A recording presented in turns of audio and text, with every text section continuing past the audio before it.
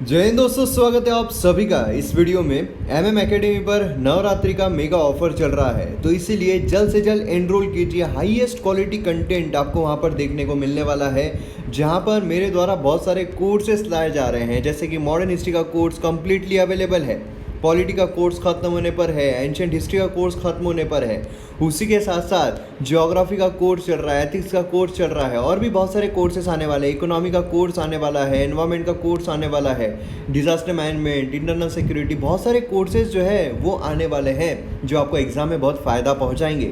और mega offer में actual में काफ़ी ज़्यादा आपको ऑफर मिल रहा है, मतलब बाकी जगहों पर जितना एक महीने का होगा, यहाँ पर आपको उससे भी कम में एक साल का मिल रहा है। तो एक साल में आपको मोस्ट ऑफ दी जो कोर्सेस है वो देखने को मिलेंगे।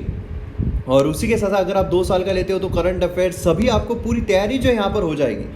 तो इसीलिए टेस्ट सीरीज़ के साथ, और इसीलिए आप जो एमएम एकेडमी का सब्सक्रिप्शन है ज़रूर लीजिए। और इतना ही नहीं, तो आपको जो डाउट क्लियरिंग सेशंस है वो भी होते हैं, जो कि लाइव होते हैं और पर्सनल इंटरेक्शन के साथ होते हैं, जहाँ पर मैं पर्सनली आपके साथ जो आपके डाउट्स होंगे वो क्लियर करता हूँ। अगर लाइफ में भी कोई प्रॉब्लम है वो भी सॉल्व करने की कोशिश करता हूँ। तो इसीलिए जल्द से जल्द लीजिए एमएम एकेडमी का सब्सक्रिप्शन। इतने कम प्राइजेस में आपको और कहीं नहीं मिलने वाला है, लिमिटेड पीरियड ऑफर है, तो इसलिए जो मौका है वो गवाइए मत। अभी के अभी डाउनलोड कीजिए और सब्सक्रिप्शन लीजिए। आज हम यहाँ पर 19 अक्टूबर का जो एनालिसिस है वो देखने वाले हैं। आप मुझे फेसबुक, इंस्टाग्राम पर फॉलो कर सकते हो।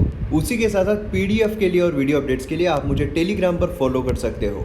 टेलीग्राम पर आपको ध्यान देना है कि यहाँ पर बहुत सारे आपको चीज़ें मिलती है, जैसे कि न्यूज़पेपर, जो यहाँ पर आप देख सकते हैं न्यूज़पेपर आज का ऑलरेडी डाल दिया है मैंने। उसी के साथ साथ जो ये हमारा वीडियो है इसकी पीडीएफ जो है वो भी आपको मिल जाती है। और कौन बनेगा आईएएस सीरीज़ जो है, कौन बनेगा आईएएस सीरीज़ में क्या होता है, कौन बनेगा आईएएस सीरीज़ में आपको जो पीआईबी है, जो न्यूज़पेपर है, उसी के साथ साथ जो एआईआर है, मतलब जो भी करंट अफेयर्स के जितनी भी चीज़ें हैं, तो वो सभी आपको एमसीक्यू फॉर्म में मिलती है, एमसीक्यू फॉर्म में। तो इसीलिए आपको बहुत ज़्यादा बेनिफिट होता है ना। और इसमें कंप्लीट एक्सप्लेनेशन भी आपको मिल जाता है, काफ़ी डिटेल एक्सप्लेनेशन मिलता है। तो वीडियोस का फ़ायदा तो होता ही है, जो कि एक्सक्लूसिवली सिर्फ एमएम एकेडमी पर आता है, मगर जो पीडीएफ है वो आपको यहाँ पर मिल जाएगी। तो इसलिए टेलीग्राम जो है उस पर आप फॉलो ज़रूर कीजिए, आपको बहुत ज़्यादा फ़ायदा मिलेगा। अब यहाँ पर हम मैप बेस्ड एक्सरसाइज पर आते हैं। तो ये कंट्री जो है, कंट्री कौन सी आपको बताना है। आपको करना क्या है, वीडियो को पॉज करना है, इसके रिगार्डिंग इन्फॉर्मेशन लिखना है और फिर वीडियो को रिज्यूम करना है। इतना ही नहीं, तो आपके लिए एक और क्वेश्चन भी है, यहाँ पर एमसीक्यू है। तो यहाँ पर आपको क्या बताना है कि फर्स्ट स्टेट कौन सा है जिसने हर घर जल जो है वो रैंक हासिल किया है। रैंक बोलने के बजाय फर्स्ट स्टेट कौन सा बनाया है हर घर जल ये बनने वाला। तो ये महाराष्ट्र है, गोवा है, तमिलनाडु है या सिक्किम है। तो इसका जवाब जो है वो देखने को मिलता है गोवा। तो गोवा ये फर्स्ट स्टेट बना है हर घर जल ये करने वाला, ठीक है, मतलब जहाँ पर 100% मतलब सभी के घरों में जल है वो देखने को मिल रहा है। तो आइए यहाँ पर एक्सप्लेन सेक्शन जो है उस पर आते हैं। एक्सप्लेन सेक्शन में फर्स्ट यहाँ पर ट्रम्प वर्सेस बिडेन देखने को मिलता है। तो देखिए यहाँ पर ये देखा जाए तो क्यों हम यहाँ पर ये देखें, है ना, ठीक है। अब इंडिया पर क्या असर पड़ेगा क्या नहीं पड़ेगा, अगर ट्रम्प आता है तो वो तो हम देख ही रहे हैं, ट्रम्प के साथ हमारी जिस तरीके से दोस्ती रही है। बिडेन आता है तो इसमें कुछ चेंजेस जो है वो होने वाले हैं, क्योंकि आइडियोलॉजी जो है उसमें यहाँ पर चेंजेस आ जाते हैं। अब यहाँ पर नेक्स्ट अगर हम देखते हैं तो दिल्ली एयर पोल्यूशन जो है वो राइज पर है। अब देखिए जो स्टबल बर्निंग है ये एक मुद्दा बहुत बड़ा उठता है, तो इसमें हम काफ़ी एक्स्ट्रा इन्फॉर्मेशन के साथ स्टबल बर्निंग जो उसके रिगार्डिंग भी चीज़ें देखेंगे। लेकिन यहाँ पर बात की जा रही है कि स्टबल बर्निंग जब इतना कंट्रीब्यूट नहीं कर रहा है, स्टबल बर्निंग जब कम है, फिर भी यहाँ पर पोल्यूशन क्यों हो रहा है, तो ये भी काफ़ी इंपॉर्टेंट है, अच्छे तरीके से देखेंगे। उसी के साथ साथ एडिटोरियल पेज और आइडियाज़ पेज जब हम देखते हैं तो इसमें जो हथरास है उसके बारे में बात की जा रही है ये वाले आर्टिकल में। उसी के साथ साथ यहाँ पर जो मास्क है, मतलब यहाँ पर क्या है, जो पब्लिक गुड्स है, ठीक है, तो उसके बारे में यहाँ पर बात की जा रही है सोशल कॉज के लिए। फिर यहाँ पर हम सोशलिज्म एंड पेंडेमिक देखते हैं तो उसके बारे में बात की जा रही है। यहाँ पर अगर हम बात करते हैं तो यूपी गवर्नमेंट जो है वो विमेन सेफ्टी के लिए किस तरीके से काम कर रही है उसके बारे में आर्टिकल बात कर रहा है। उसी के साथ यहाँ पर कॉन्ट्रैक्ट फार्मिंग जो है न्यू लीगल फ्रेमवर्क उसके बारे में बात की जा रही है, कितना अच्छा है। उसी के साथ ये वाला जो आर्टिकल है, ये वाला आर्टिकल हमने कल एक न्यूज़ देखी थी, अगर आपको याद होगा, जो फर्टिलाइज़र्स है, फर्टिलाइज़र, सब्सिडाइज फर्टिलाइज़र पर कैप जो है वो लगाई जा रही है, मतलब कितने बोरी वो ले जा सकते हैं उस पर कैप जो है वो लगाई जा रही है। तो इसके बारे में आर्टिकल बात करता है, इस पर भी हम नज़र डालने की कोशिश करेंगे। तो आइए यहाँ पर हम फर्स्ट इस पर आते हैं, दिल्ली एयर पोल्यूशन जो है वो राइज पर क्यों है। तो ये हमारे जीएस पेपर 1 के लिए काफ़ी ज़्यादा इंपॉर्टेंट जाता है। उसी के साथ साथ जीएस पेपर 3 जो है उसके लिए भी इंपॉर्टेंट जाता है, क्योंकि इसमें स्टबल बर्निंग जो है वो भी फैक्टर आता है। अब स्टबल बर्निंग का जब फैक्टर आता है तो इसको किस तरीके से हम इस्तेमाल कर सकते हैं, ये भी एक इम्पॉर्टेंट फैक्टर बनता है। तो इसीलिए मेंस में बहुत इंपॉर्टेंट है ये क्वेश्चन, मेंस में आपको पूछे जाने की बहुत ज़्यादा संभावना है। अक्टूबर 15 जब AQI जो है एयर क्वालिटी इंडेक्स जो है ये वेरी पुअर टच हो गया था फर्स्ट टाइम सीजन में। अभी अगर आप देखोगे तो पेंडेमिक आया था, पेंडेमिक की वजह से क्या हुआ कि कामकाज जो है वो भी बंद था, जो कंस्ट्रक्शन एक्टिविटीज़ है वो भी बंद थी, जो ट्रांसपोर्टेशन एक्टिविटीज़ है वो भी बंद थी, सब कुछ बंद था। तो इसीलिए जो पोल्यूशन है वो तो एकदम कम हो गया था। मगर अब यहाँ पर क्या हुआ है, वेरी पुअर क्वालिटी जो है उस पर चला गया है। तो अब यहाँ पर union environment minister Prakash Javadekar जो है उन्होंने यहाँ पर कहा कि स्टबल बर्निंग जो उसका कंट्रीब्यूशन सिर्फ 4% रहा है। फिर यहाँ पर over the past few days pollution जो है वो इतना क्यों राइज हो रहा है। तो अब यहाँ पर इसके जवाब में हमें क्या देखने को मिलता है, मतलब क्या क्या रीजंस होते हैं। देखिए रीज़न कई हैं, पोल्यूशन इंक्रीज होने के पीछे कई रीजंस होते हैं। अब यहाँ पर जो मानसून है वो एक फैक्टर प्ले करता है। अक्टूबर यूजुअली विड्रॉल जो है मानसून का वो हमें देखने को मिलता है, और विड्रॉल हो रहा है तो यहाँ पर विंटर जो है वो शुरू हो रहा है। ठीक है, मानसून के दौरान जो डायरेक्शन होती है विंड्स की वो ईस्टर्ली होती है, लेकिन अब यहाँ पर क्या होता है, ये जो विंड्स है ये कम्प्लीटली अब जो रिवर्स है वो हो जाती है, और हमें वेस्टर्ली जो है वो देखने को मिलती है, मतलब नॉर्थ वेस्टर्ली जो है यहाँ पर देखने को मिलता है। कब, summer to direction of winds in north westerly. और उसी के साथ साथ यहाँ पर स्टॉर्म जो है वह कैरी फॉरवर्ड होते हैं। यहाँ पर आपको क्या ध्यान देना है, देखिए क्या होता है कि यहाँ से दिल्ली यहाँ पर है ना। अब क्या हो रहा है कि ये जो एरिया है, अफ़गानिस्तान बोल दीजिए, पाकिस्तान बोल दीजिए, यहाँ से भी जो विंड्स है वो अगर इधर ब्लो हो रही है तो फिर क्या हो रहा है कि यहाँ से पूरा जो कचरा है, जो भी आप समझिए ना, यहाँ पर पूरा का पूरा हमें जो सैंड बोलिए, जो भी पोल्यूटेंट्स बोलिए, ये सारे पोल्यूटेंट जो है बहकर यहाँ पर आ जाते हैं। और स्टबल बर्निंग जो होती है, स्टबल बर्निंग अब यहाँ पर समझ लीजिए पंजाब है और उसी के साथ हरियाणा है।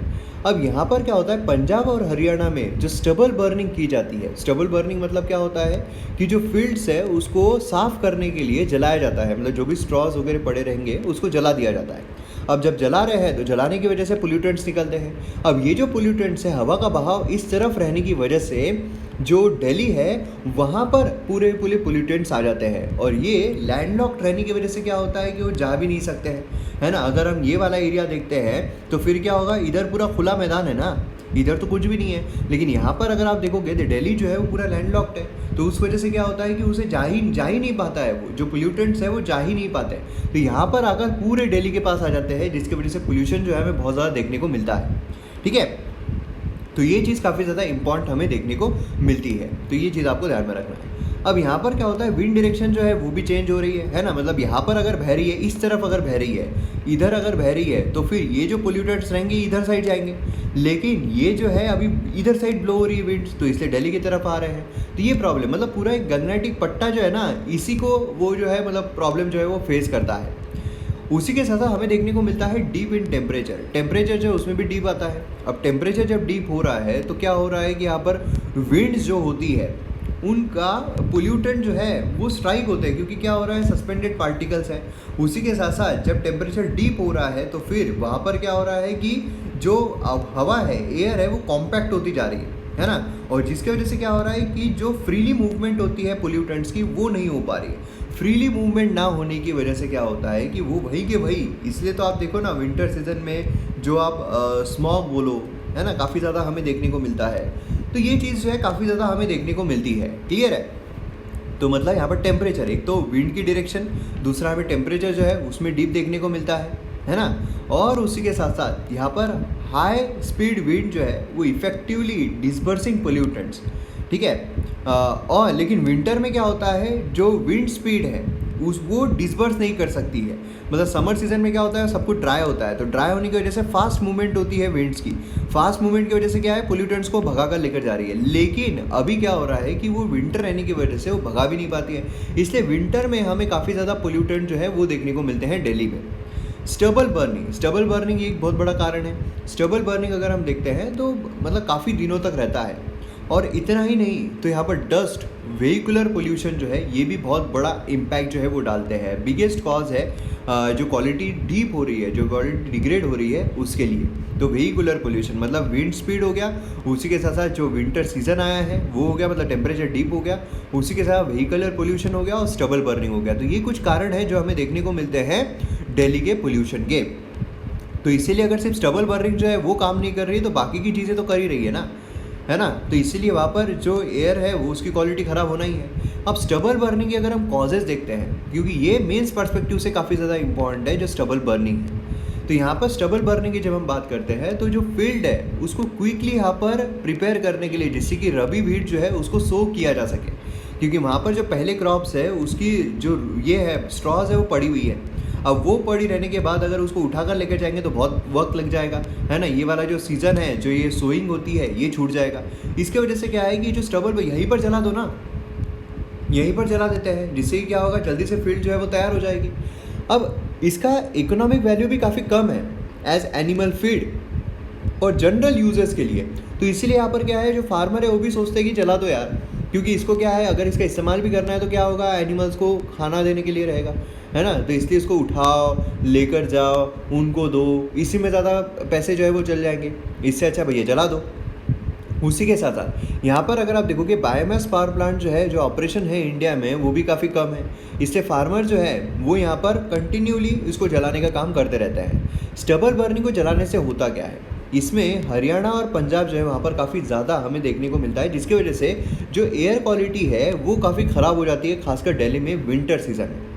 अब यहाँ पर क्या होता है कि जो बर्निंग ऑफ क्रॉप्स होते हैं उससे carbon dioxide, methane, carbon monoxide, nitrous oxide, sulphur dioxide, particulates, ये सब ह्यूमन हेल्थ को काफ़ी ज़्यादा इम्पैक्ट करते हैं। स्टबल बर्निंग जो है ऑर्गेनिक मटेरियल, सॉइल जो है वो यहाँ पर लॉस भी हो जाता है। मतलब ऐसा नहीं है कि जो ह्यूमंस हैं उन्हीं को यहाँ पर, लेकिन जो ज़मीन जहाँ पर जलाया जा रहा है वो भी उसकी फर्टिलिटी जो है डिग्रेड करती है। तो ये कुछ इम्पैक्ट्स हमें देखने को मिलते हैं, तो ये भी आपको लिखना पड़ेगा। अब स्टबल जो है उससे क्या हमें कुछ फ़ायदा हो सकता है, उससे क्या हमें कुछ मिल सकता है, पैसे मिल सकते हैं। मतलब अगर फार्मर जो है जलाने के बजाय क्या उससे पैसे कमा सकते हैं बिल्कुल कमा सकते हैं। अब जो परेली मतलब स्टबल जो होता है हाई ग्रेड ऑर्गेनिक फर्टिलाइज़र होता है, ठीक है। मतलब प्रिपेयर किया जा सकता है, काउडंग को अगर मिक्स करते हैं, फ्यू नेचुरल एंजाइम्स को अगर मिक्स करते हैं तो ये काफ़ी अच्छा एक हमें फर्टिलाइज़र बनता हुआ देखने को मिल सकता है। Total amount of nitrogen, phosphorus, potassium, sulphur जो होता है परेली में वो एनुअली बर्न किया जाता है नॉर्थ वेस्ट इंडिया में इज़ अबाउट 7 लाख टन, जिसकी वैल्यू 1000 करोड़ के आसपास हो सकती है। उसी के साथ साथ न्यूट्रिएंट्स, ऑर्गेनिक कार्बन जो होता है वो डिस्ट्रॉय हो जाता है स्टबल बर्निंग में। तो ये जो न्यूट्रिएंट्स है ये भी काम आ सकते हैं, है ना। जो स्ट्रॉज होते हैं जो मैंने आपको कहा कि जलाए जाते हैं, वो इलेक्ट्रिसिटी जनरेशन जो है उसके लिए भी इस्तेमाल हो सकते हैं। तो ये चीज़ें हमें यहाँ पर देखने को मिलती है। तो इसका सोल्यूशन अगर हम देखें तो सोल्यूशन ये है कि फार्मर्स को इसके बारे में बताया जाए और फिर फार्मर जो है वो यहाँ पर एक्स्ट्रा इनकम भी कमा सके। तो ये चीज़ काफ़ी ज़्यादा इम्पॉर्टेंट हो जाती है। नेक्स्ट यहाँ पर आता है fruit of reform. Fruit of reform ये हमारे जीएस पेपर 3 के लिए काफ़ी ज़्यादा इम्पॉर्टेंट है। अब देखिए इंडिया में जो बिगेस्ट प्रॉब्लम फेस किया जा रहा है वो है कि रिस्क मिटिगेशन। जो रिस्क यहाँ पर आ रहा है, रिस्क जो हो रहा है, मतलब देखिए क्या होता है कि जो फार्मर्स हैं उनकी सेविंग होती नहीं है। फार्मर की जो सेविंग है वो होती नहीं है। क्यों नहीं होती है? फार्मर एक क्या करता है, उसका अगर हम पूरा देखते हैं तो वो क्या करता है कि उसको एक समझ लीजिए कुछ उगाना है, ठीक है, व्हीट उगाना है। तो व्हीट उगाने के लिए सीड जो है उसके लिए वो उधार ले लेगा, है ना, या फिर जो भी खेत में उसको करना है उसके लिए उधार लेगा, पैसे लेगा। फिर उसके बाद वो खेती में लगा देगा पूरे पैसे। समझ लीजिए उसने 100 रुपये जो है वो खेती के लिए लिए और फिर यहाँ पर 100 रुपये जो है वो खेती में पूरे के पूरे लगा दिए। अब उसके बाद ये जो अनाज है ये निकलता है, ठीक है। अनाज निकलने के बाद उसको यहाँ पर क्या मिलता है, उसको यहाँ पर समझ लीजिए 105 रुपये जो है वो मिल रहे हैं। अब ये 5 रुपये उसको एक्स्ट्रा मिल रहे हैं, उसमें 100 रुपये जो उसने लिए थे वो तो चले गए। अब इसको सिर्फ 5 रुपये जो है वो उसके पास बचे। अब क्या होता है, ये 5 रुपये वो सेविंग कर सकता है क्या? नहीं, उसको कुछ ना कुछ दूसरा खरीदना ही पड़ेगा या फिर इसको अपग्रेड करने के लिए उसमें वो इन्वेस्ट कर देगा। तो इससे क्या होता है, जो सेविंग है वो होती नहीं है ना। इसीलिए यहाँ पर बिजनेस में जो मिनिमली रिस्क बिजनेस है वो यहाँ पर काफ़ी रिलेक्टेंट होते हैं। तो इसके वजह से क्या होता है कि यहाँ पर पोवर्टी ट्रैप में वो फंस जाते हैं। मतलब क्या है कि अगर एक आधे इसमें ऐसा हो गया कि 105 नहीं बल्कि 100 मतलब समझ लीजिए 90 ही उनको वापस मिले फार्मर को, तो अब यहाँ पर 10 रुपये जो है उसका तो यहाँ पर घपला हो गया ना। इसको 10 रुपये देना है तो अगली बार कोशिश करेगा, अगर 105 भी आते हैं तो ये 5 भी रुपये उधर चले गए, तो ये प्रॉब्लम हो जाता है। तो एक क्या है, पोवर्टी ट्रैप जो है उसमें फार्मर फंस जाता है, ये हमें देखने को मिल रहा है। मतलब मूड जो मैं हमेशा बोलता हूँ मैं न्यूज़पेपर एनालिसिस में कि जो फार्मर है उसके जो कोर एरिया है उस पर ही फोकस नहीं किया जाता है। अब यहाँ पर कैसा है कि जो प्रोटेक्शन है वो उसको मिलना बहुत ज़रूरी है। अब देखिए यहाँ पर जो लॉज है जो इंडिया को गवर्न करते हैं अंटिल 3rd वीक ऑफ सितंबर, मतलब जब तक यहाँ पर जो 3 लॉज है फार्मर के लिए वो नहीं लाए गए थे, तो क्या था कि जो फार्मर है वो सिर्फ लोकल मंडी जो है एग्रीकल्चर मार्केट जो है वहीं पर बेच सकता था। मगर अब यहाँ पर क्या है कि वो हर जगह बेच सक रहा है ना। Risk mitigation method contract farming जो है वो इलीगल थी। तो अब कॉन्ट्रैक्ट, लेकिन बहुत सारे स्टेट्स ऐसे भी थे जिन्होंने कॉन्ट्रैक्ट फार्मिंग को काफ़ी बढ़ावा दिया था, जैसे कि ओडिशा अगर हम देखते हैं तो उसने काफ़ी कॉन्ट्रैक्ट फार्मिंग को बढ़ावा दिया था, है ना। तो जैसे हमने देखा एग्रीकल्चर जो है वो एक स्टेट सब्जेक्ट है। हमने 3 लिस्ट देखने को मिलती है, union list, state list, concurrent list. Union list में वो सब्जेक्ट है जिस पर एक्सक्लूसिवली केंद्र सरकार लॉज बनाती है, स्टेट लिस्ट में वो सब्जेक्ट है जिस पर एक्सक्लूसिवली राज्य सरकारी लॉज बनाती है, और कॉन्करेंट लिस्ट में वो सब्जेक्ट है जिस पर एक्सक्लूसिवली दोनों ही लॉज बना सकते हैं। अब यहाँ पर स्टेट लिस्ट एग्रीकल्चर अगर हम देखते हैं तो स्टेट लिस्ट में आता है। फिर सवाल ये आता है कि भाई साहब अगर एग्रीकल्चर स्टेट लिस्ट में आता है तो फिर सेंटर जो है उन्होंने एग्रीकल्चर पर लॉज कैसे बनाए। तो इसमें जो कॉन्करेंट लिस्ट है उसमें जो 33 है, ठीक है, उसके हिसाब से यहाँ पर लिया गया है, मतलब जो ट्रेड है वो सब इसमें जो इंक्लूड किया गया है, तो उसके हिसाब से यहाँ पर सेंटर ने बनाया हुआ है और स्टेट को ये आज़ादी मिलती है कि उन्हें अपनाना है तो अपना सकते हैं, ठीक है। तो अब यहाँ पर क्या है, इलीगल रहने की वजह से क्या है कि उनको गरीबी जो है वही देखना पड़ता है क्योंकि अपने हिसाब से बेच नहीं सकते हैं। अब देखिए व्हीट है, राइस है, ये फार्मर उगाता है वहाँ तक ठीक है, लेकिन उसको ज़्यादा फ़ायदा जो है ना वो फ्रूट से होगा। फ्रूट जो है वो सिर्फ एक्सपेंसिव ही नहीं है कार्बोहाइड्रेट्स के कंपैरिजन में अगर देखा जाए, लेकिन उसकी इफेक्टिवनेस भी काफ़ी ज़्यादा है। मतलब क्या है, 100 kilo calorie of energy fruit से जो मिलती है cost 5 times that from rice. मतलब यहाँ पर क्या है, राइस से अगर 100 रुपये में उतनी एनर्जी मिल रही है तो इतनी एनर्जी अगर हमें फ्रूट से लेना है तो उसके लिए 500 रुपीज़ जो है वो खर्च करना पड़ेगा।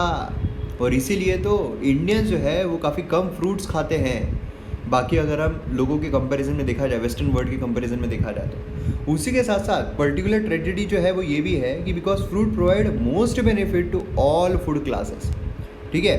मतलब यहाँ पर अगर आप देखोगे तो माइक्रोन्यूट्रिएंट्स सब यहाँ पर मिलते हैं, vitamin A, zinc, C, iron सब यहाँ पर मिलता है। लेकिन इंडिया जो है, इंडिया में लोग खाते नहीं है, इंडिया में न्यूट्रिशियस फूड नहीं खाया जाता है, जिसकी वजह से हमें डिफिशियंसी देखने को मिलती है। और उसी वजह से तो माल न्यूट्रिशन हम देखेंगे इन दी एंड, जो वीडियो का एंड है उसमें हम देखेंगे कि जो अभी ग्लोबल हंगर इंडेक्स निकला है, ग्लोबल हंगर इंडेक्स जो निकला है 2020 का, तो उसे भी हम यहाँ पर देखने वाले हैं। तो उसमें हमें पता चलेगा किस तरीके से जो प्रॉब्लम्स है इंडियंस फेस करते हैं। अब कॉन्ट्रैक्ट फार्मिंग की जब हम बात करते हैं तो ये एग्रीकल्चर प्रोडक्शन जिसमें पोल्ट्री, लाइफ स्टॉक सब आता है, वो प्री हार्वेस्ट एग्रीमेंट पर होता है। मतलब अब क्या है, अब यहाँ पर प्राइवेट सेक्टर जो है वो भी इन्वॉल्व हो रहा है। प्राइवेट सेक्टर इन्वॉल्व हो जाएगा फार्मर के साथ, वो बोलेगा कि भाई साहब देखो ऐसा करते हैं कि आपको ये जो राइस है, आप राइस उगा रहे थे ना, है ना, आप राइस उगा रहे थे, अब राइस उगाने के लिए आपको हर साल कितना मिल रहा था, 100 रुपये मिल रहा था, है ना, हर साल कितना मिल रहा था, 100 रुपये मिल रहा था। अब यहाँ पर अगर हम आम लगाते हैं, ध्यान दीजिएगा, अब यहाँ पर अगर हम आम लगाते हैं तो इसको अपने फ्रूट्स देने के लिए 5 साल लगेंगे, है ना। मतलब 5 साल तक आप अगर ने आम लगा दिए तो आप राइस जो है वो नहीं लगा पाओगे, जिससे कि आपको नुकसान होगा, एकदम सही है। लेकिन ये जो 5 साल का आपका नुकसान है, ये मैं आपको इसकी भरपाई दे देता हूँ। मतलब आपको 100 रुपये हर साल मिल रहे हैं ना, तो मैं आपको 5 साल के मतलब 500 रुपये जो है वो दे दूंगा। लेकिन आपको आम जो है वो लगाना पड़ेगा। आप आम लगा रहे हो, उसके बाद आप मुझे कितना डिस्काउंट दे सकते हो, आप मुझे वो बताओ। तो ये बोलेगा कि भैया मैं आपको 50% तक का भी डिस्काउंट दे सकता हूँ, क्योंकि आप अगर मुझे ये दे रहे हो तो फिर 50% डिस्काउंट पे मैं आपको चीज़ें जो है वो दे सकता हूँ, आम जो है वो दे सकता हूँ, फ्रूट जो है वो दे सकता हूँ। अब इससे फ़ायदा जो है वो दोनों का है, क्योंकि जो फार्मर है उसको भी फ़ायदा हो रहा है और जो प्राइवेट सेक्टर वाला है उसको भी फ़ायदा हो रहा है और जो कंज्यूमर है उसको भी फ़ायदा हो रहा है ना। तो इस तरीके से कॉन्ट्रैक्ट जो है वो बन सकते हैं। आपको एक एग्जांपल के रूप में मैंने आपको बताया, लेकिन बहुत सारे ऐसे भी होते हैं कि आप प्री हार्वेस्ट जो है वो यहाँ पर कॉन्ट्रैक्ट जो है वो कर दिया जाता है, ठीक है। ऐसे इसको कॉन्ट्रैक्ट फार्मिंग जो है वो कहते हैं। कॉन्ट्रैक्ट फार्मिंग में यहाँ पर रिस्क जो है वो रिड्यूस हो जाती है, फार्मर जो उसकी रिस्क रिड्यूस हो जाएगी। मतलब कैसा है कि यहाँ पर पहली कॉन्ट्रैक्ट जो है वो कर लिया गया है कि मैं आपसे ये जो गेहूँ है, ये गेहूँ खरीदने वाला हूँ 500 रुपये में, ठीक है। अब यहाँ पर अगर कुछ प्रॉब्लम हो जाता है तो फिर यहाँ पर 500 रुपये जो है उसी में ख़रीदना पड़ेगा, क्योंकि पहले से कॉन्ट्रैक्ट किया गया है ना। तो ये चीज़ हमें यहाँ पर देखने को मिलती है। तो कॉन्ट्रैक्ट फार्मिंग जो है उसको बढ़ावा देने के लिए भी एक बिल हमें देखने को मिला है। तो ये पूरा सिनारियो यहाँ पर आता है।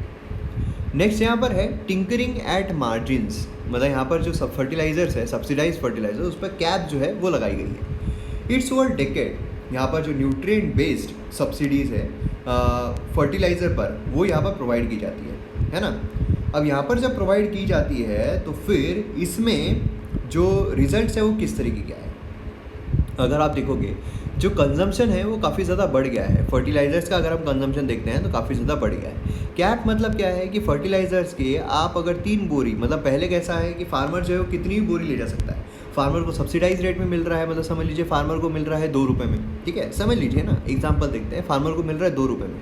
अब यहाँ पर फार्मर ने सारी की सारी बोरियाँ खरीद ली। अब फार्मर तो खरीद नहीं सकता है, तो यहाँ पर कोई प्राइवेट इंडिविजुअल चला गया, उसने बोला फार्मर को कि देखो एक काम करो, तुम सारी की सारी बोरियाँ जो है ना वो खरीद लो। अब सारी की सारी बोरियाँ जो है वो ख़रीद ली गई। अब जब सारी बोरियाँ ख़रीद ली गई तो फिर यहाँ पर सप्लाई जो है उसका प्रॉब्लम आ गया ना। अब सप्लाई का जब प्रॉब्लम आ गया तो फिर इसके दाम बढ़ेंगे या नहीं बढ़ेंगे, डिमांड बढ़ जाएगी। और यही यहाँ पर होता था, डिमांड जो है वो सडनली बढ़ जाती थी। 2 रुपये में जो यहाँ पर मिली है वो 20-20 रुपये, 50-50 रुपये, 100-100 रुपये में। मतलब यहाँ पर कैसा है, मैं आपको एग्जांपल बता रहा हूँ, यहाँ पर कीमत जो है इतनी नहीं होती है। मैं एग्जांपल के रूप में आपको बता रहा हूँ कि इतना प्रॉफिट जो है वो हो जाता है। मतलब हर्षद मेहता जो स्टॉक मार्केट में करता था उसी तरीके का यहाँ पर हो रहा है, ठीक है। अब क्या है कि इसको बचाने के लिए, ये सारी चीज़ें बचाने के लिए ये दूसरी जगह भी इस्तेमाल होता था। मतलब ये फार्मर के लिए लाया गया है, लेकिन इसे दूसरे इसमें भी इस्तेमाल किया जाता था, दूसरी जगह भी इस्तेमाल किया जाता था। इसके लिए नीम कोटेड जो है वो लेकर आ गए। अब नीम कोटेड जब लेकर आए तो फिर नीम कोटेड जो है दूसरी जगह इस्तेमाल ही नहीं हो सकता है, मतलब ये फार्मर के लिए ही इस्तेमाल होगा, लेकिन उसमें भी प्रॉब्लम जो है वो देखने को मिल रहे थे। अब उसके बाद अब यहाँ पर क्या किया गया है, जो कैप है वो लगाने की बात की जा रही है कि अब यहाँ पर फार्मर जो है, एक फार्मर कम ही बोरियाँ ले सकता है, उस पर कैप हम लगा देंगे, ठीक है। तो ये चीज़ हमें देखनी होगी, क्योंकि फर्टिलाइजर कंजम्पशन जो है वो इंक्रीज हुआ था यहाँ से यहाँ तक, ठीक है। रीज़न जो है फॉर वर्सनिंग फर्टिलाइजर इम्बैलेंस, ये क्या है, मैक्सिमम रिटेल प्राइस जो है यूरिया का वो रेस किया गया है हार्डली 11%, बहुत ही कम रेज हुआ है ना। MRP जो है ऑफ अदर फर्टिलाइजर्स ये डी कंट्रोल, मतलब यहाँ पर कोई नहीं है। मतलब यहाँ पर कैसा है कि ये 2 रुपये में लेंगे या 100 रुपये में बेचेंगे तो भी कोई प्रॉब्लम नहीं है, ठीक है, ऐसा यहाँ पर हो रहा था। अब यहाँ पर जो कैप है वो लगाने का मकसद क्या है कि जो परचेस है वो लिमिटेड हो जाए, और परचेस अगर लिमिटेड हो जाएगी तो सप्लाई जो है वो बराबर रहेगा, सप्लाई का डिसरप्शन नहीं होगा। सप्लाई का डिसरप्शन नहीं होगा तो बट ऑब्वियस है कि यहाँ पर जो दाम है वो इतने फ्लक्चुएट नहीं होंगे। लेकिन यहाँ पर जो रियल प्रॉब्लम है, रियल प्रॉब्लम उसी को फिक्स नहीं किया जा रहा है। रियल प्रॉब्लम क्या है, of over use by farmer themselves. मतलब हम यहाँ पर अंदाज़ा लगा रहे हैं कि इसको अलग से बेचा जा रहा है, ये हो रहा है, वो हो रहा है, लेकिन फार्मर जो है वही ओवर यूज़ कर रहे हैं फर्टिलाइजर्स का। फर्टिलाइजर्स का ओवर यूज़ करने की वजह से क्या होता है, जो फर्टिलिटी है वो भी डिक्लाइन हो जाती है। लेकिन फार्मर को क्या चाहिए, फार्मर को चाहिए कि भैया मैंने 100 रुपये का लोन लिया हुआ है, मेरे को कम से कम 105 रुपये कमाना ही पड़ेगा, तब जाकर मुझे प्रॉफिट होगा। 105 रुपये कमाना ही है तो मुझे ये उपज जो है इसको बहुत ज़्यादा फर्टाइल बनाना पड़ेगा, इसके लिए मुझे ज़्यादा ज़्यादा फर्टिलाइज़र यूज़ करना पड़ेगा। ऐसा यहाँ पर हमें देखने को मिलता है, ठीक है। तो ये चीज़ काफ़ी प्रॉब्लमेटिक है, और इसीलिए जो ऑर्गेनिक फार्मिंग है, नेचुरल फार्मिंग है, उसकी तरफ जो प्रमोट किया जा रहा है और ज़्यादा करने की ज़रूरत है। क्लियर है। अब यहाँ पर हम नेक्स्ट सिनारियो देखते हैं ग्लोबल हंगर इंडेक्स का। ग्लोबल हंगर इंडेक्स, इंडिया जो है उसका रैंक है at 94 among 107 countries. Global hunger index में आप खुद सोचिए 107 कंट्रीज़ का रैंक देखा गया, उसमें से 94th रैंक इंडिया का ग्लोबल हंगर इंडेक्स में 2020 का। कितनी अलार्मिंग सिचुएशन है, आप खुद सोचिए। यहाँ पर अगर हम ग्लोबल हंगर इंडेक्स की बात करते हैं तो यहाँ पर Belarus, Bosnia, Brazil, Chile, China, Costa Rica, ये सब कंट्रीज देखने को मिल रही है। Global hunger index exam perspective से इंपॉर्टेंट है। एनुअल रिपोर्ट होती है, ज्वाइंटली पब्लिश की जाती है by Concern Worldwide and वेल्थुंग रिलीफ। अब फर्स्ट प्रोड्यूस की गई थी कब, 2006 में, और एवरी अक्टूबर जो है ये पब्लिश की जाती है। 2020 का जो एडिशन है, ये 15th एडिशन जो है ग्लोबल हंगर इंडेक्स का, वो हमें देखने को मिलता है। इसका एम क्या है कि यहाँ पर जो हंगर है पूरी दुनिया में वो ट्रैक किया जा सके। अब कैलकुलेट करने के लिए 4 इंडिकेटर जो है ये देखते हैं। 4 इंडिकेटर्स कौन से हैं? अंडर नरिशमेंट, मतलब यहाँ पर पॉपुलेशन जो है इनसफिशिएंट कैलोरी इंटेक, मतलब उनको जितना कैलोरी चाहिए उतना इंटेक नहीं मिल पा रहा है, वो हो गया अंडर नरिशमेंट, क्योंकि जितना नरिशमेंट चाहिए, जितना न्यूट्रिएंट चाहिए उतने नहीं मिल पा रहे हैं, उसको अंडर नरिशमेंट कहेंगे। फिर आता है चाइल्ड वेस्टिंग। चाइल्ड वेस्टिंग मतलब क्या है? लो वेट फॉर देयर हाइट, मतलब यहाँ पर क्या है, हाइट जो है उनकी एकदम है 6 फीट, लेकिन उसका जो वेट है वो है 40 kg। तो यहाँ पर क्या हो गया, वेट जो है बहुत ही कम है ना, हाइट जो है बहुत ज़्यादा है। अब समझिए कि वेट हाइट जो है अच्छी खासी उसकी, अब वो खाना बहुत वेस्ट कर रहा है, खाना खा ही नहीं रहा है, खाना बहुत वेस्ट जा रहा है, तो उसका वेट बढ़ेगा क्या? नहीं बढ़ेगा, वेट कम रहेगा। तो इस तरीके से आप याद रखते हो चाइल्ड वेस्टिंग। वेस्टिंग मतलब क्या है? खाना बहुत वेस्ट कर रहा है, इसलिए लो वेट रहेगा for their height. Child stunting मतलब क्या है? लो हाइट ऑफ देयर एज, मतलब हाइट जो है वो कम है एज के हिसाब से। एज है उसकी 40 साल, लेकिन हाइट जो है वो 2.5 फुट। तो यहाँ पर ये जो प्रॉब्लम है ये देखने को मिलता है चाइल्ड स्टंटिंग का। चाइल्ड मोर्टेलिटी अगर हम देखते हैं, mortality rate under the age of 5, ठीक है, तो ये पैरामीटर जो है ये देखे जाते हैं। तो बहुत इंपॉर्टेंट, डायरेक्ट आपको आ सकता है ग्लोबल हंगर इंडेक्स में कौन कौन से पैरामीटर जो है नीचे दिए में से देखे जाते हैं। इंडियन सिनारियो की अगर हम बात करते हैं तो ओवरऑल परफॉर्मेंस 27.2 इंडिया जो है वो काफ़ी सीरियस कैटेगरी में देखने को मिलता है। अब उसी के साथ साथ अगर हम 2019 का देखते हैं तो इंडिया का रैंक जो है वो 102 था, मतलब ज़्यादा अलार्मिंग था, अभी थोड़ा कम हो गया है। अगर हम बाकी कंट्री से कंपैरिजन देखते हैं, इंडिया जो है वो बिहाइंड नेपाल, पाकिस्तान, बांग्लादेश, इंडोनेशिया। मतलब आप खुद सोचिए कि यहाँ पर इंडिया जो है, वहाँ पर जितने भूखे लोग हैं उतने पाकिस्तान में भी नहीं है। Out of total 107 countries only 13 countries जो है वो इंडिया से वर्स्ट है, जिसमें हमें रवांडा, नाइजेरिया, अफ़गानिस्तान, लिबिरिया, मोज़म्बिक, चाड, ये कुछ कंट्रीज देखने को मिलती है। परफॉर्मेंस अगर हम देखते हैं इंडिकेटर पर, under nourishment 14% of India population जो है वो अंडर नरिश्ड है। 17.3% जो है वो यहाँ पर चाइल्ड वेस्टिंग है। और स्टंटिंग अगर हम देखते हैं तो सबसे ज़्यादा है 34.7%। मोर्टेलिटी अगर हम देखते हैं 3.7%। तो ये चीज़ें काफ़ी इंपॉर्टेंट है, इस पर भी आपको क्वेश्चन जो है वो पूछे जा सकते हैं। तो अब आपको ये पूरा सिनारियो जो है वो समझ में आ गया है। अब यहाँ पर कुछ रिलेटेड इनिशिएटिव्स जो इंडिया के द्वारा लिए गए हैं खाना बढ़ाने के लिए, तो यहाँ पर राइट इंडिया मूवमेंट हमने देखा है, पोषण अभियान देखा है, प्रधानमंत्री मातृ वंदना योजना देखा है, फूड फोर्टिफिकेशन देखा है। तो ये सभी जो है ये भी इंपॉर्टेंट आते हैं, डायरेक्ट आपको क्वेश्चन जो है इस पर आ सकता है। अब यहाँ पर कुछ सजेशंस भी है, क्योंकि मेंस में अगर आपको क्वेश्चन पूछा जाए तो आपको सजेशन जो है वो भी लिखने पड़ेंगे, है ना। तो यहाँ पर गवर्नमेंट, प्राइवेट एक्टर, एनजीओ सब ने यहाँ पर साथ में मिलकर जो हेल्थ क्राइसिस है उससे लड़ना चाहिए, उसको यहाँ पर जो एड्रेस है वो करना चाहिए।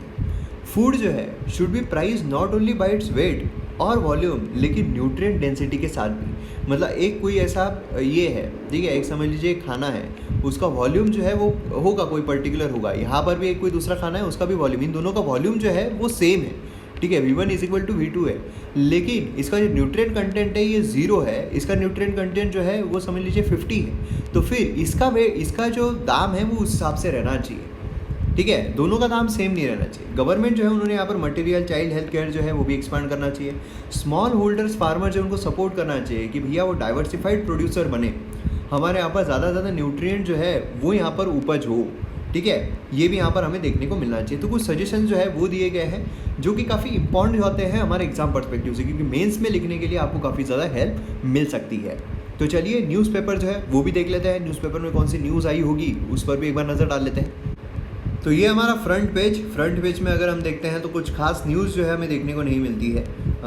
बाकी कोविड जो है, दिल्ली का पोल्यूशन जो है उसी के बारे में बात की जा रही है। तो यहाँ पर भी अगर हम सेकंड पेज या थर्ड पेज भी देखते हैं, देखिए पोल्यूशन जो है उसी के बारे में बात की जा रही है जो हमने ऑलरेडी देखा हुआ है। तो यहाँ पर आप देख सकते हो PM10 एंड PM 2.5 ये दो हमें देखने को मिलते हैं। तो दोनों की यहाँ पर देखिए कितना ज़्यादा यहाँ पर बढ़ोतरी जो है वो हुई है। और यहाँ पर अगर आप देखोगे तो good, satisfactory, moderate, very poor, है ना। तो यहाँ पर वेरी पुअर जो है उसमें हमें यहाँ पर क्राइटेरिया जो है वो देखने को मिल रहा है। तो इस तरीके से ये अभी आपको पता रहना चाहिए। और कभी कभार क्या होता है, आपको कलर जो है ना वो भी पूछ लिया जाता है, तो कलर जो है वो भी आपको पता रहना चाहिए कौन से इसके लिए कौन सा कलर जो है वो इस्तेमाल होता है। और फिर उसके बाद हम यहाँ पर भी देखते हैं तो वही है, जो एयर क्वालिटी है वही हमें देखने को मिल रहा है। स्टबल बर्निंग जो है वो कम है कंपैरेटिवली जो हमने देखा हुआ है। अब यहाँ पर एक है इंडियन चाइनीज़ ऑफिशियल जो उन्होंने SCO योगा इवेंट जो है वो अटेंड किया। यहाँ पर आप देख सकते हो सीनियर ऑफिशियल जो है from India and China diplomat various countries, उन्होंने यहाँ पर शंघाई कॉर्पोरेशन ऑर्गेनाइजेशन जो है योगा इवेंट यहाँ पर किया।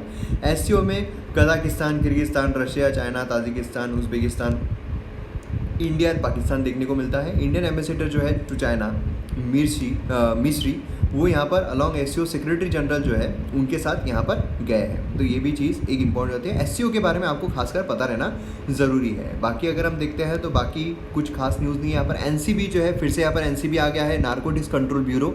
नारकोटिक्स कंट्रोल ब्यूरो हमने कई बार देखा हुआ है, तो ये आपको पता रहना ज़रूरी है। उसी के साथ यहाँ पर नेवल वर्जन जो है ब्राह्मोस टेस्ट फायर्ड यहाँ पर सक्सेसफुल किया गया है। तो ये एक इम्पॉर्टेंट है, नेवल वर्जन जो है ब्राह्मोस सुपरसोनिक क्रूज मिसाइल का, ये सक्सेसफुली टेस्ट फायर्ड किया गया है संडे को, ठीक है, navy's indigenous build stealth destroyer INS Chennai से। अब यहाँ पर क्या है, मिसाइल जो है पिन पॉइंट एक्यूरेसी पर इसने हिट किया है, तो ये भी काफ़ी ज़्यादा इंपॉर्टेंट हो जाता है। खैर इसके बारे में हम मतलब जो एडिटोरियल्स आएंगे उसमें देखेंगे ही। यहाँ पर आपको ये भी ध्यान देना है कि काफ़ी अपग्रेडेड वर्जन है, और उसी के साथ साथ जो स्पीड है ये 2.8 टाइम्स दैट ऑफ साउंड जो है वो मैच कर सकती है, मतलब 2.8 मैच जो है वो हमें यहाँ पर देखने को मिलता है। और रेंज जो है वो 450 किलोमीटर्स का हमें देखने को मिलता है। तो रेंज आपको एग्जाम में यही आता है ना, रेंज पूछा जाता है।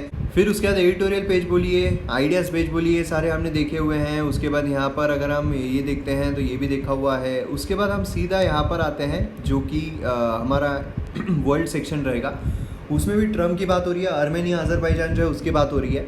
और फिर उसके बाद हम आते हैं इकोनॉमी सेक्शन में। तो यहाँ पर घर तक फाइबर, यहाँ पर घर तक फाइबर अगर हम देखते हैं, गवर्नमेंट का एम्बिशियस घर तक फाइबर स्कीम जो है, जो एम करता है कि यहाँ पर विलेज को हाई स्पीड इंटरनेट से कनेक्ट करना, स्लो स्टार्ट जो है उसका वो हमें देखने को मिला है, ठीक है। तो ये भी एक आपको पता है घर तक फाइबर गवर्नमेंट की स्कीम है, जिसमें जो कनेक्शन इंटरनेट कनेक्शन है हर विलेज में वो पहुँचाने की यहाँ पर जिम्मेदारी ली हुई है, ओके।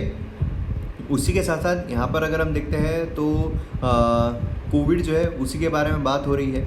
और उसी के साथ साथ यहाँ पर NPA जो है उसकी बात हो रही है। NPA के वजह से काफ़ी प्रॉब्लम जो है वो फेस किए जा रहे हैं। बाकी स्पोर्ट्स न्यूज़ जो है वो इम्पोर्टेंट होती नहीं है। तो आपके लिए यहाँ पर एक और क्वेश्चन आ रहा है कि वर्ल्ड फूड डे जो है वो कब ऑब्जर्व किया जाता है, 16 अक्टूबर, 17 अक्टूबर, 18 अक्टूबर या 19 अक्टूबर। तो वर्ल्ड फूड डे कब ऑब्जर्व किया जाता है ये आप कमेंट सेक्शन में लिखिए, और उसी के साथ इसके रिगार्डिंग डिटेल इन्फॉर्मेशन भी लिखिए। और ये क्वेश्चन मैंने इतना एंड में इसलिए पूछा है क्योंकि मुझे देखना था कि कौन कौन पूरे एंड तक देखता है। तो यहाँ पर हमारा वीडियो ख़त्म होता है। नवरात्रि मेगा ऑफर जो चल रहा है उसका आप उपभोग ज़रूर लीजिए। आप MM एकेडमी ऐप डाउनलोड कीजिए, आप डेमो लेक्चर्स देखिए, काफ़ी अवेलेबल भी है। और फिर उसके बाद तय कीजिए, क्योंकि पहले इस्तेमाल कीजिए फिर विश्वास कीजिए। हाईएस्ट क्वालिटी कंटेंट आपको लिमिटेड कम से कम प्राइजेस में एक्सपीरियंस करना है या नहीं। तो मिलते हैं अगले वीडियो में। जय हिंद।